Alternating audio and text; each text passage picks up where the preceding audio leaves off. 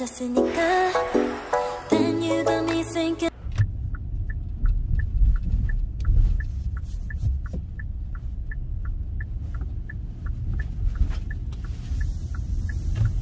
네, 반갑습니다. 도도티브입니다. 구독자님들, 제가 오늘 캐스퍼를 한 석 달 정도 운행을 직접 해보면서 오너로서 한번 느낀 점에 대해서 오늘 잠깐 간단하게 말씀을 드릴까 하는데요. 사실 오늘 이제 또 캐스퍼 본넷 쇼바를 또 작업을 제가 간단하게 다이를 했습니다.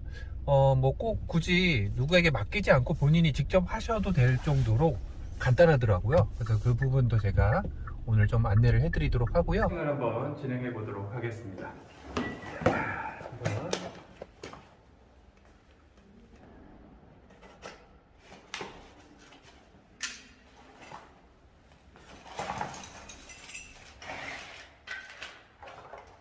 부품은 이렇게 본넷 쇼바 연결할 수 있는 봉이 두 개가 들어 있고요.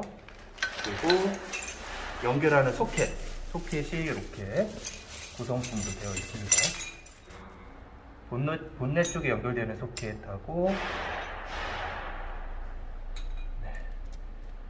이렇게 자, 그리고 이렇게 상세하게 어디에 나사를 조일 수 있는지 적혀 있네요. 운전석 하단이라고 되어 있고, 여기는 조수석 하단이라고 이렇게 표기가 되어 있어서 초보이신 분들도 쉽게 장착을 하실 수 있을 것 같아요. 네, 어렵지 않게 이렇게 이쪽 윗부분도 조수석 따로 표시되어 있고요. 여기도 운전석 상단이라고 표시가 되어 있습니다. 자, 그래서 한번 제가 오늘 작업을 간단하게, 누구나 아마 손쉽게 하실 수 있을 거예요.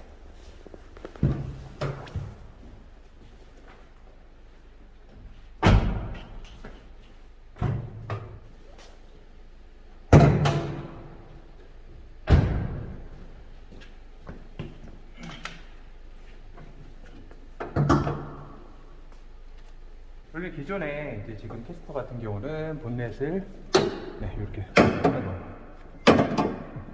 본넷을 이렇게 거치할 수 있게 되어 있죠. 이렇게 수동으로 지금은 이렇게 하다 보니까 이게 생각처럼 어떤 손에 뭐가 짐이 있을 때, 이런 때, 아니면 뭐 워셔액을 넣을 때 손이 좀 부자연스럽잖아요. 상대적으로 손이 자유로워지기 때문에 이 안에 뭐 내가 정비를 하지는 않겠지만 간단한 뭐 워셔액 주입 같은 거, 이런 것들을 손쉽게 하실 수 있을 것 같아요. 한번 제가 작업을 해볼 텐데요.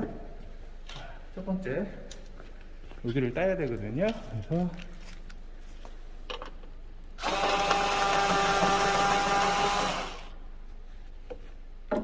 또네.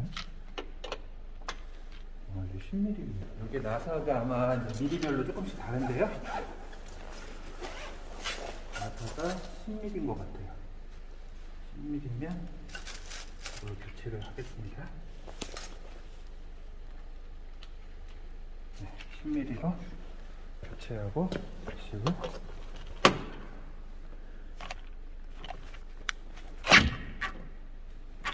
이걸로는 안 풀리네.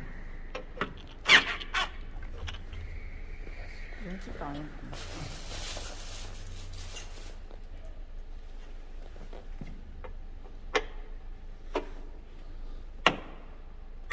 됐다.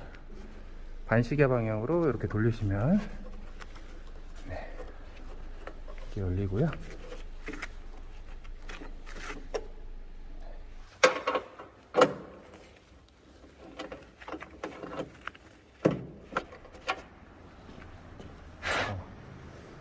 이걸 제거해서 여기다가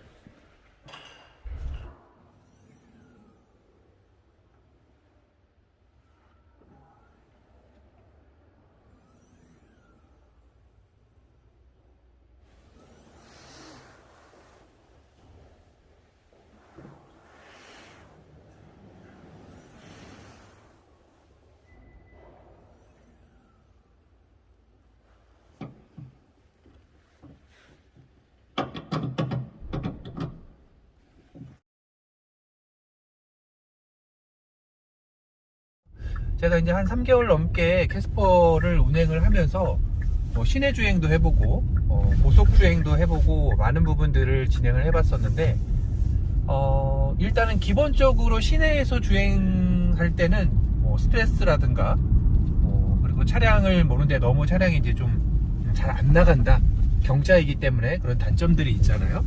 네, 이런 부분들이 생각 외로 저는 좋았던 것 같아요. 그래서 그 캐스퍼 차량을 지금 아마 생각하고 계시는 분들이라면, 특히 이제 나는 시내 주행만 한다 이런 분들이라면 적극적으로 추천을 드릴 수 있을 것 같습니다. 이번에 캐스퍼 밴 모델이 또 새로 출시를 했죠. 1375만원에 출시를 했는데 2인승 모델 치고는 가격이 저렴할 거라고 생각은 안 했지만, 원래 기본 캐스퍼 가격이 있기 때문에 그래서 또 의외로 또 약간 비싸다는 생각이 조금 듭니다. 그리고 또 이에 맞불을 놓고 또 레이에서도 기존에 밴 모델이 있었지만 이번에는 또 1인승 밴 모델을 출시를 했습니다. 그래서 1인승 밴 모델 같은 경우는 가장 기본 엔트리 가격이 한 1305만원 정도, 그러니까 어떻게 보면 지금 캐스퍼 밴보다는 한 70만원 정도가 저렴한 셈이죠. 물론 이제 1인승이기 때문에 조수석이 시트가 빠져 있습니다. 그래서 그런 차이는 있기는 하지만 기본적으로 이게 밴 모델을 사용하시는 분들 입장에서는 조금 더 다가가는 데 있어서는 레이의 1인승 밴 모델의 가격이 조금 저렴하게 느껴진다라고는 생각하실 것 같아요. 그래서 아마 이제 두 차종이 또 이 밴 모델로서 격돌을 하게 될 텐데요. 이 경차 시장에 이런 다양한 트림들이 또 나오면서 소비자들에게 다양한 니즈를 또 만족시켜 주는 것 같습니다. 이제 저희가 캐스퍼를 타고 고속 주행도 해봤었는데요. 일단 고속 주행에서의 가장 만족스러운 점은 많은 인원이 타지 않고 혼자 만약에 운행을 한다고 하면 일단은 힘에 있어서도 전혀 부족감이 느껴지지 않고요.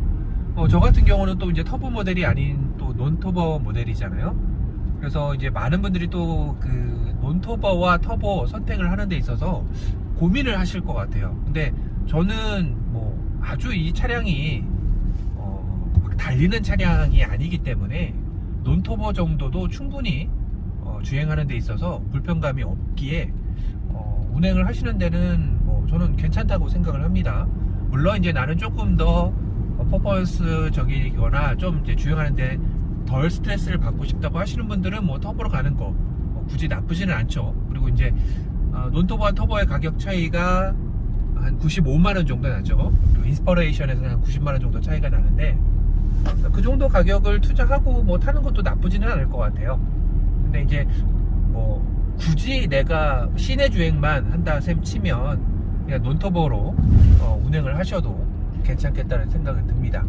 자, 그리고 이제 2열의 공간감에 대해서 또 많이들 궁금해 하실 거예요. 이제 저 같은 경우도 기본적으로 팰리세이드를 주 차량으로 타고 있지만 캐스퍼도 또 아이들과 타고 근거리로 또 나갈 때가 있거든요.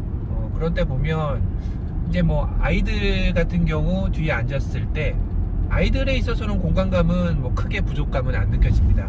하지만 이제 제 아내나 조금 성인 남성이 뒤에 앉았을 때는 조금은 뭐 아무래도 경차이다 보니까 불편감을 조금 있어요. 그러니까 아주 뭐 편안한 정도가 아니기 때문에 하지만 또 기본적으로 이 캐스퍼 같은 경우는 컴포트 옵션을 넣으면 2열 시트가 또 슬라이딩이 되거든요.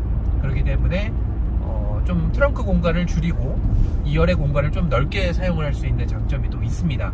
물론 이제 2열에 탑승객이 없으면 앞으로 최대한 당겨서 트렁크 적재 공간을 늘려서 또 그 적재 공간을 활용할 수 있는 모델로도 사용할 수 있다는 장점이 있기 때문에 저는 뭐 2열 공간감에 있어서는 그냥 경차 수준에서 조금 자유로운 정도 수준이다. 슬라이딩이 되고 홀딩이 되기 때문에 이런 부분들을 좀 장점으로 꼽을 수 있을 것 같고요. 그리고 이제 연비적인 측면을 따져보면 지금 제가 고속에서는 보통 한 17km까지는 나오는 것 같아요. 16, 17, 18 요 정도까지는 나오는데 시내 주행에서는 연비를 따져보니까 한 12, 13 정도, 복합 연비 한 14, 15 정도 이렇게 나오는 것 같습니다. 예전에 이제 제가 연비가 좀 잘 나왔던 경우는 이제 기본적으로 뭐 엔진 브레이크도 사용을 하고 정속 주행을 했을 때의 그런 부분이었었고요. 그냥 일반적으로 그런 거 신경 안 쓰고 타면 한 그 정도 연비가 나오는 것 같아요. 그래서 보통 한 4만원 정도 넣으면 가득 이제 풀로 채울 수 있는 정도더라고요.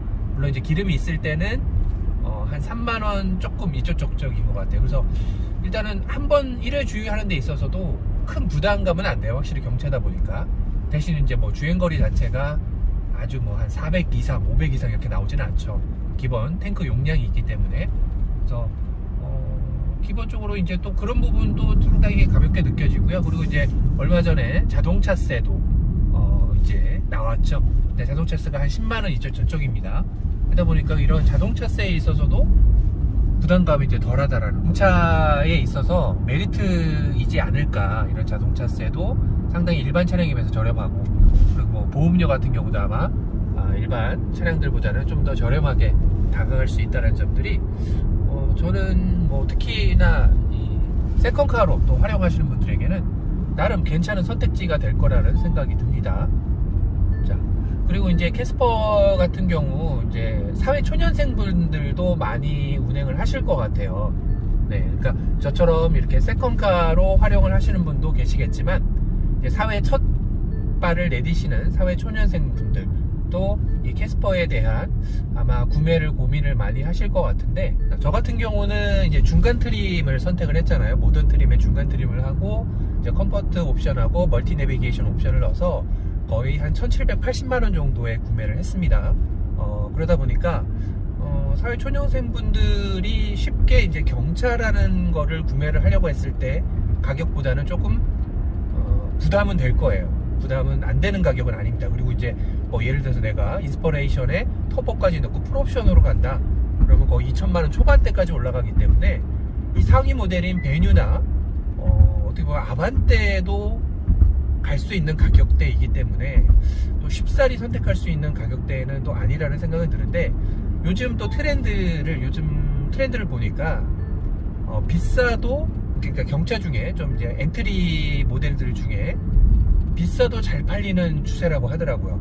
그만큼 이제 나의 개성을 드러낼 수 있는 차량, 이런 것들에 소비자들이 지갑이 열리고 있다라는 추세인 것 같아요. 그래서 경차이지만 지금 뭐 이런 캐스퍼라든가, 그리고 또 요번에 새롭게 출시한 니로 같은 경우, 니로 풀체인지 같은 경우도 이제 가격대가 한 3천만원 중반, 뭐 많게는 4천만원대까지 육박을 하다 보니까 소비자들이 혹시 이런 가격대 때문에 외면하지 않을까 했었는데, 의외로 또 엄청난 사전 계약료를 올리면서 이 차 가격이 기본 옛날에 생각하던 차 가격보다 확실히 좀 세다고 생각을 해도 본인들 나름대로의 개성에 적합하다고 생각을 하면 구매들을 하시는 것 같아요.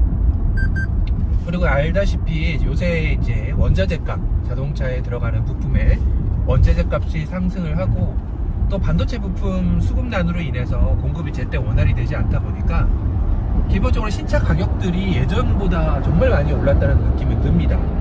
와, 이 차종이 이 정도 가격이야 라고 생각할 정도로 가격대들이 많이 올랐어요. 많이 올랐는데 이거는 이제 뭐 아무래도 이제 앞으로 계속 나오는 신차들 모두에 해당되는 사항일 것 같고요. 그러니까 이제 경차도 어떻게 보면 옛날에는 뭐 경차가 왜 1000cc면 1000만원 딱 해서 100cc당 100만원 정도 꼴로 우리가 고려하던 시절이 있었잖아요. 이제 이런 시절은 지났다라는 거죠. 이런 시절이 지나고 이제 나름대로 본인의 개성을 표출하고 나의 개성에 맞는 차량을 찾는 게 요새 또 트렌드라는 생각이 좀 들고요. 그래서 캐스퍼는 뭐 아까 제가 이제 뭐 잠깐 이제 장황하게 설명을 했지만 사회 초년생 분들에게는 약간은 접근하기 조금 힘든 가격이긴 하지만 또 나름대로 내가 첫 차를 모는 데 있어서 이렇게 좀 엣지 있고 뭐 나름대로 포인트를 줄 수 있는 차량을 선택하는 것도 좋을 것 같아요. 괜찮다라는 생각은 들고, 그리고 뭐 이렇게 출퇴근용이나 시내 주행용으로는 전혀 이제 경차라고 해서 공간이 아주 막 좁다, 그리고 뭐 주행하는 데 있어서 스트레스가 많다, 이런 부분들은 저는 지금까지 한 3개월 몰아보면서 느낀 점은 많이 못 느꼈습니다. 물론 간혹 이제 사람을 많이 태우고 언덕을 올라간다거나 아니면 이제 내가 좀 이 구간에서는 좀 속력을 내서 앞 차량을 따라잡아야 될 때, 이런 때는 조금 힘이 아무래도 1.0 가솔린이다 보니까 부족하다라는 걸 느끼기는 하는데요. 그런 부분들이 운전을 하면서 많지는 않기 때문에 기본적으로 그냥 내가 간단하게 운전하는 공간, 이런 도로 상황에서는 캐스퍼로도 충분히 만족감을 느끼실 수 있을 거라는 생각이 들고요. 그리고 이제 승차감, 그리고 이제 바닥 노면성, 그리고 이제 풍절음, 이런 부분에 대해서도 많이들 생각을 하실 것 같아요. 근데 제가 이제 운행을 해본 결과 고속도로에서는 확실히 이제 바닥 노면성이나 풍절음이 기본적으로 세팅이 잘 돼 있는, 그러니까 뭐 전면 윈도우 글라스에 이중접합 차음유리라든가 1열에 이중접합 차음유리가 적용된 약간 고가의 차량들과는 차이가 있죠. 분명히 없을 수는 없습니다. 그렇지만 이 경차 내에서 수준에서의 견딜만한 수준이다 라는 생각은 들고요. 그리고 시내 주행에서는 전혀 잘 안 느껴져요. 시내 주행에서는 어차피 속력 자체가 도로 같은 경우는 거의 요새는 이제 50km를 넘을 수가 없잖아요. 바뀐 규정에 따르면. 그렇기 때문에 그런 규정 속도 내에서는 풍절음, 바닥 노면 소음, 뭐 기타 외의 소음들은 많이 유입되는 부분은 없는 것 같습니다. 그래서 뭐 정숙하게 탈 수 있을 것 같고요. 다만 이제 계속 아마 지금 현재 캐스퍼 카페 내에서도 그렇고 모든 리뷰어 분들도 얘기를 하는 것 중에 이 정차 중에 좀 떨림음이, 엔진 떨림음이 좀 유입이 된다는 거는 처음에는 조금 거슬렸어요. 솔직히 처음에는 이게 이 정도까지 떨려야 되는 것인가 라는 생각을 했는데, 이것도 이제 타다 보니까 익숙해지게 되네요. 그래서 처음에는 이거 정말 좀 떨림음, 이건 뭔가는 캐스퍼에서 좀 개선되어야 될 부분이다 라는 생각을 했었는데, 이제 좀 계속 한 3개월 정도를 계속 타다 보니까 나름 이것도 또 적응이 되니까 그렇게 크게 이질감적으로 다가오지는 않는 것 같습니다. 그래서 뭐 아주 민감하신 분들은 야 이건 좀 아니다 라고 생각하실 수는 있겠지만, 저처럼 그냥 뭐 차를 타는 데 있어서 크게 이렇게 신경을 안 쓰는 분들이라면 이 진동음도 뭐 크게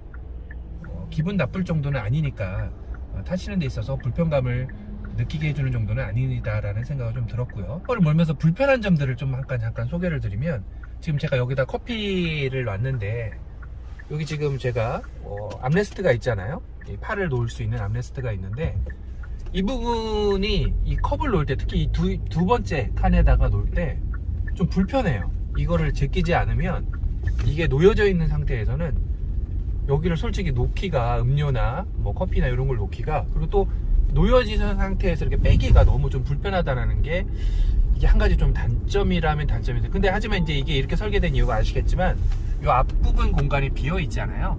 그래서 이제 예를 들어서 옆칸이, 운전석 쪽이 문을 열기가 어려울 때 이 좌석을 뒤로 슬라이딩을 하고 이쪽으로 이제 빠져나가서 동승석 쪽으로 이동할 수 있게끔 이제 설계했다고 캐스퍼에서 처음에 이제 요거를 강점으로 어필을 했었는데, 그런 또 이점이 있는 한 반면 또 이런 컵홀더가 뒤쪽으로 이동을 하면서 좀 불편한 감도 발생을 한 것 같습니다. 그래서 이거는 장점이자 단점이 되어버린 부분이지 않나. 그래서 좀 필요하신 분들은 때에 따라서는 여기다가 이제 컵홀더, 기본적인 다른 컵홀더를 좀 장착을 하는 것도 괜찮지 않을까라는 생각은 듭니다.